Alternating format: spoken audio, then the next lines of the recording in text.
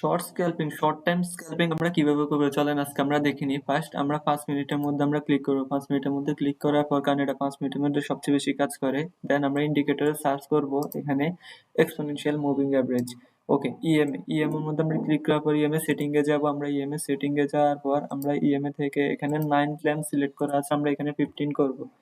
Select করার পর এখান থেকে আমরা পারফেক্ট যে স্ট্রাকচারটা ওটা আমরা বুঝতে পারবো। সেটিং এ ক্লিক করার পর এখানে দেখতে পাচ্ছেন যে মার্কেট যখনই রিজেকশন পাবে, ইএমএ থেকে রিজেকশন পাবো, তখনই আমরা একটা সেল লিমিটেড যদি আমরা খুঁজি, এখানে খুবই সিম্পল ভাবে আপনারা দেখেন এখানে ইএমএ 15 লেন্থ ইএমএ রিজেকশন ছিল, রিজেকশন থেকে যে সময় আমরা ডাউনে গেছি খুব শর্ট টাইম স্ক্যাল্পিং। আমরা আর একটা জিনিস মাথায় রাখবেন যে স্ক্যাল্পিং 2-3টা ক্যান্ডেলের মধ্যে আমরা বেট করে ফেলতে হবে, কারণ এটা বেশি হোল্ড করা যায় না, কারণ এটা এনি টাইম উপরে চলে আসবে। এবং সেকেন্ড টাইম যখন দেখেন এখানে সেকেন্ড টাইম যখন আরেকবার এখানে ইএমএ থেকে রিজেকশন নিয়েছে, দেন অনেক একটা শার্প মুভ দিয়েছে সেলিং এর জন্য।